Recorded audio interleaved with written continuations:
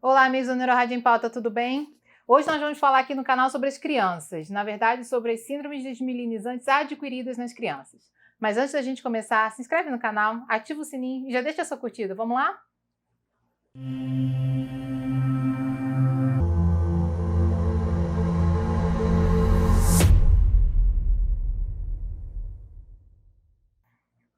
Acabou de sair no Lancet Neurology um artigo de revisão falando sobre o diagnóstico diferencial nas síndromes desmielinizantes adquiridas que a gente vê nas crianças, nas pessoas com menos de 18 anos. Então a gente fala muito aqui de adulto e a gente fala muito de AQP4, de MOG e de ADEM e de esclerose múltipla para o adulto, mas como a gente tem que abordar isso na criança? Como deve ser feita essa investigação? Como deve ser feito esse diagnóstico e como a imagem aparece? É sobre isso que a gente vai falar nesse vídeo agora.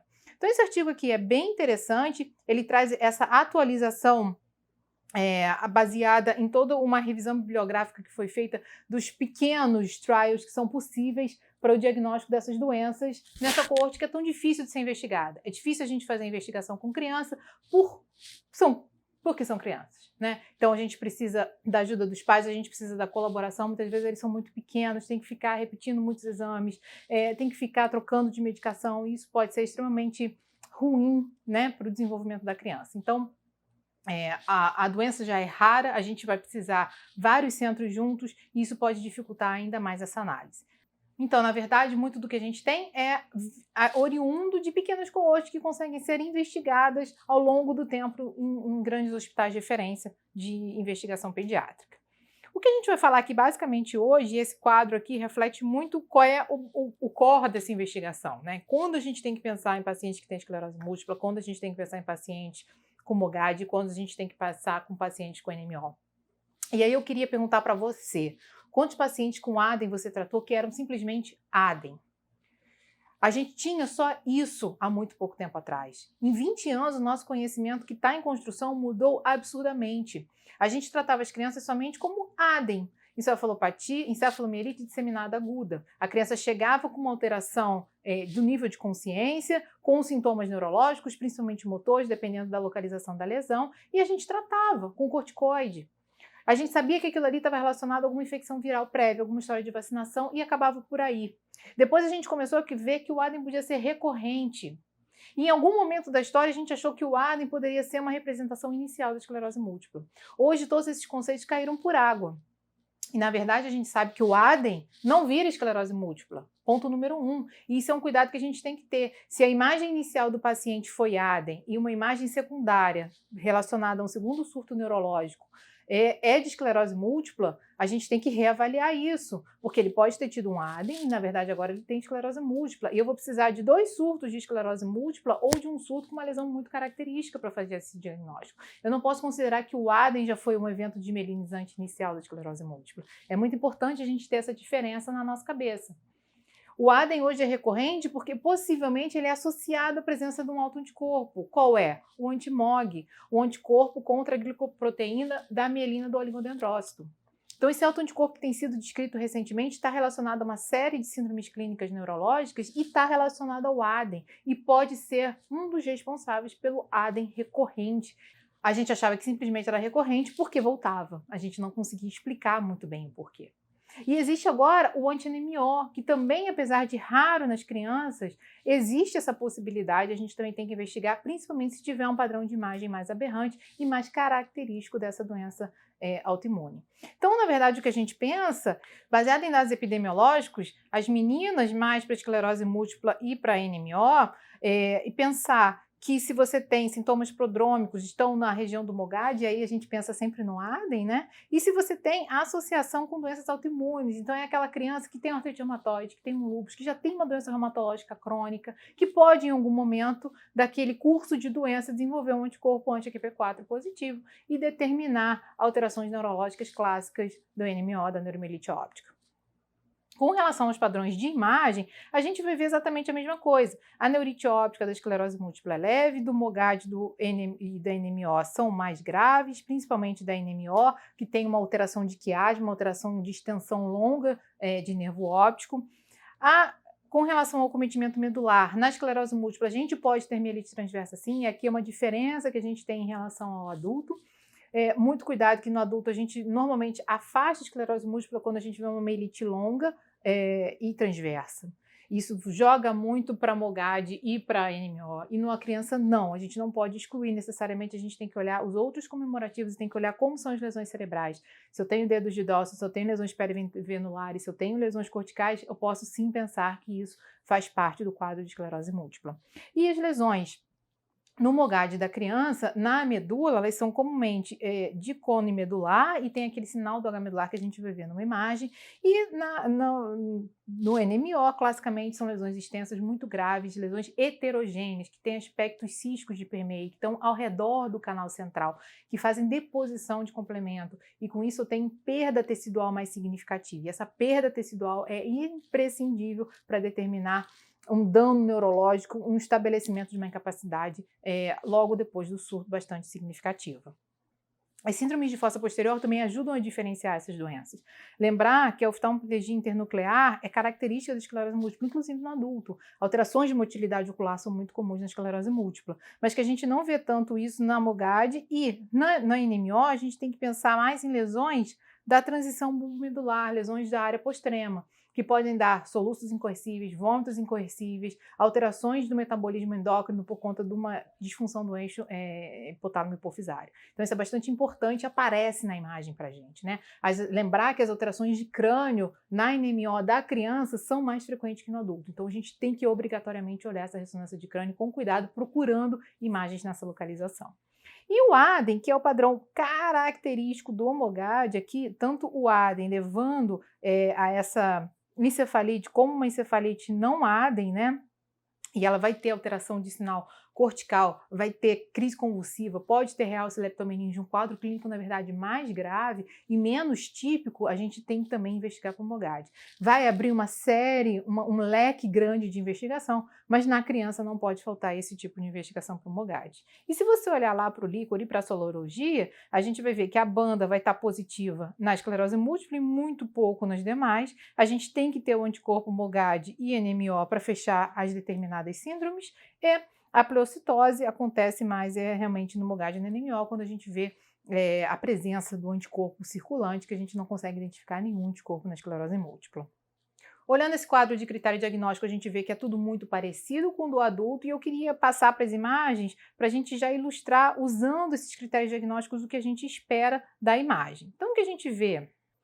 Então, usando as imagens do próprio artigo, o que a gente vê na esclerose múltipla, que é toda essa primeira linha, ó, na sequência FLAIR no plano sagital, a gente vê os dedos de dó, são característicos da esclerose múltipla, das lesões perivenulares bem típicas. Podem ter realce pelo meio de contraste? Sim, vai ajudar a fechar o critério de disseminação no tempo. Eu preciso de espaço e tempo. O tempo eu posso fechar também com a banda oleoclonal positiva, assim como a gente usa nos adultos. Na verdade, os critérios de McDonald de 2017 se aplicam muito bem na faixa etária pediátrica. Então, a gente pode pensar, transpor esses diagnósticos também para a criança, para ajudar a fechar esse diagnóstico diferencial. As lesões de tronco, como a gente vê nessa sequência FLAIR, são periféricas, pequenas, junto à emergência dos pares cranianos, pode estar na emergência do abducente, pode estar fazendo oftalmoplegia internuclear progressiva, dependendo da localização. As lesões cervicais, como a gente vê nesse T2 no plano sagital, são pequenas, lá na medula, cordão lateral, cordão posterior, menos de um corpo vertebral de extensão. Como a gente vê aqui na representação no axial T2, ó, é um hipersinal posterior, lateral, ela é bem salteada, bem característica da esclerose múltipla, como é no adulto. E a neurite óptica, ela é pequena, como a gente vê esse pequeno trecho de alteração de sinal do nervo óptico à esquerda. Quando a gente vê nessa segunda linha, que são as representações possíveis para a doença do MOGAD, a gente vê classicamente o ADEM. Ah, todo ADEM é MOGAD? Não, não é isso que eu estou falando. Mas se você vê um ADEM, você tem que obrigatoriamente investigar MOGAD, que é o padrão radiológico mais classicamente associado. Então, a gente vê essas lesões hiperintensas no FLAIR, acometendo a substância branca periventricular, normalmente são simétricas, podem ter um efeito de massa, aquele efeito algodonoso, um realce periférico, irregular e descontínuo pelo meio de contraste, que é a banda de progressão da inflamação. A gente vê um acometimento também do tronco cerebral nessa sequência FLAIR, e aí é o ADEM característico. Esse paciente tem que ser investigado. 30% dos pacientes com ADEM vão ter anti-MOG positivo. Os outros 60%, os outros 70% não vão ter. E muito cuidado, dica número 1 do ADEM. Quando eu devo dosar o anticorpo? Eu devo dosar o anticorpo na fase aguda. A criança está com sintoma, está com alteração neurológica, anticorpo. a curva desse anticorpo no sangue é muito rápida. Então, quando a gente já melhora um pouquinho, você pode ter um anticorpo que você não vai pegar. Ele foi negativo e é um falso negativo, porque na verdade ele foi positivo.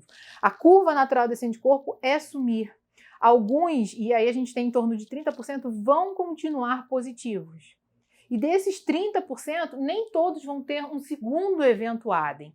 Mas a gente sabe que 20% deles vão ter um segundo evento ADEM grave. Infelizmente, a gente não consegue definir quem desses 30% que continuam positivos vão ter um ADEM, uma nova recorrência do ADEM com aspecto mais grave. E aí vão ficar com uma sequela relacionada à doença. Infelizmente, a gente não consegue determinar isso, e essa nossa dificuldade de determinar se você trata quem permanece positivo, porque afinal não são todos que vão fazer, em torno também de 30% que vão ter um novo episódio do ADEM, mas a gente sabe que se vier, pode ter uma chance de ser mais grave do que o primeiro episódio.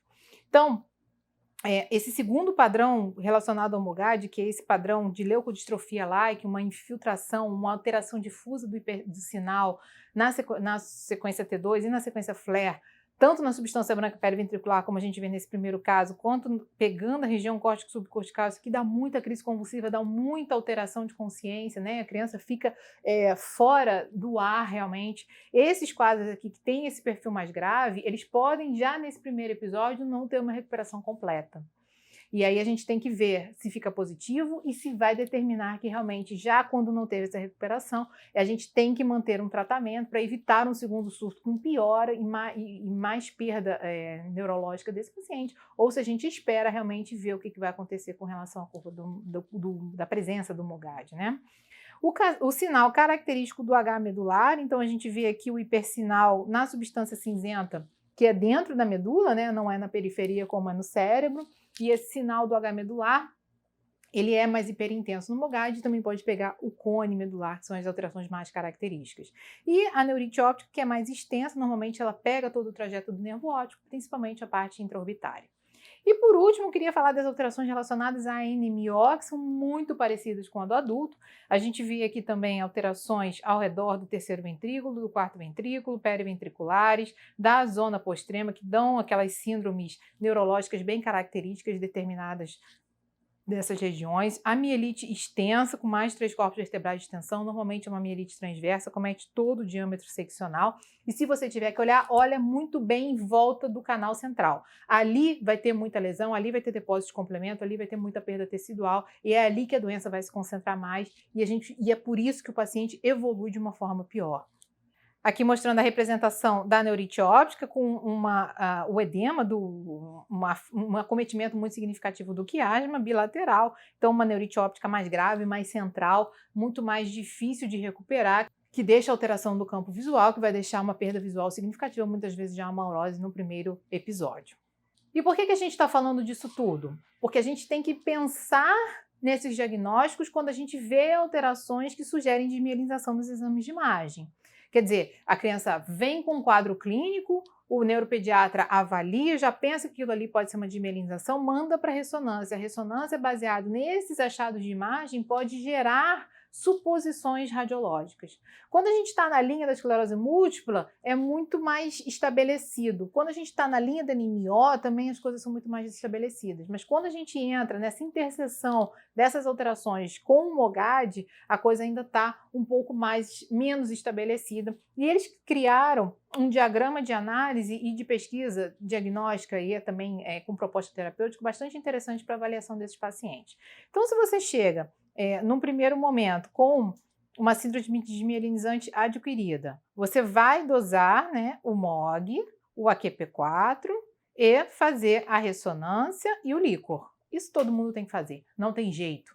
A gente não vai conseguir fugir disso para tentar elucidar melhor uma parte do diagnóstico. Se você tem o anticorpo AQP4 positivo, se você tem alterações características, sejam clínicas, sejam radiológicas, você fecha o diagnóstico e você inicia o tratamento. Fica mais fácil quando a gente consegue estar numa ponta do espectro.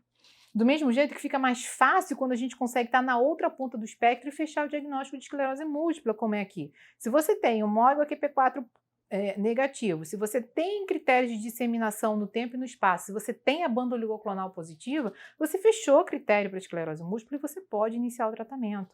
Lembrando que o tratamento das crianças é muito baseado no que é feito para os adultos, porque é difícil a gente ter trial de criança. Na esclerose múltipla, por exemplo, a gente tem estabelecido para tratamento o interferoglutirâmia. Existem alguns trials relacionando o fingolimod, mas a gente tem que pensar que a criança tem toda uma vida. É nesse momento que ela tem contato com os principais vírus, é nesse momento que ela precisa ser vacinada, é nesse momento que ela precisa criar os anticorpos para encarar o restante da vida. E se nesse momento a gente faz algumas medicações que levam à depressão linfocitária, por exemplo, a gente pode levar um risco muito grande de infecção. Então, tudo isso tem que ser pesado e certamente o neurologista que trata tem a experiência para isso, para conseguir dosar em que momento a gente tem que controlar o surto inflamatório, que na esclerose múltipla é muito maior na criança. A criança faz muito surto, a criança tem um boom inflamatório muito grande, porque ela vai degenerar lá na frente. Mas a gente tem que segurar isso para com ela não ser um adulto com 30 anos que já está entrando na fase progressiva. Porque se a gente pensa que 20 anos de doença é muito, mas se a doença começou aos 10, a gente está falando de uma pessoa de 30 que ainda tem toda a vida pela frente. Então, é difícil esse equilíbrio de tratamento e vai ser difícil decidir em que momento você tem que ser mais agressivo ou que você pode ser mais condescendente com a doença e permitir com que as vacinações sejam feitas, com que diminua o risco de infecção, mas com que você também não leve a uma perda tecidual tão significativa. Hoje a gente já sabe que as crianças com esclerose múltipla, elas têm um cérebro menor que as crianças normais da mesma faixa etária. E a gente sabe que vai ser um adulto que tem uma atrofia cerebral mais significativa. Além disso, a gente sabe que ela já tem lesão cortical e que o déficit cognitivo, embora o déficit motor, que é o que a gente mede com EDSS, não seja muito significativo e a gente não veja essa questão da progressão ainda na infância, mas a gente vê que o déficit cognitivo é muito significativo. E aí o que você quer para esse adulto? Você quer um adulto com 30 anos incapaz de trabalhar, de ter uma vida laboral minimamente funcional? Então, é complexo como isso vai ser feito, mas a gente já sabe que isso acontece com quem tem esclerose múltipla nessa faixa etária menor. O tratamento para a NMO também é muito baseado no que o adulto faz. Então, basicamente, azatioprina, rituximab. O rituximab a gente também tem que ter esse mesmo cuidado do fingolimod, de ter uma interferência maior no sistema imune e, consequentemente, levar a outros tipos de complicação. O grande problema é quando a gente está nesse meio, que eu ainda não rabisquei aqui no nosso esquema.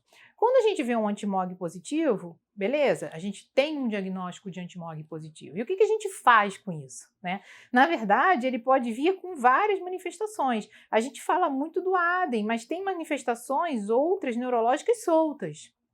E elas podem ser mais ou menos graves. Uma trimielite transversa do MOGAD não é tão simples quanto é uma mielite da esclerose múltipla, mas também não é tão complexa quanto uma mielite da NMO. É meio que a gente está no meio do caminho ali, mas também é uma doença que a gente não tem como negligenciar.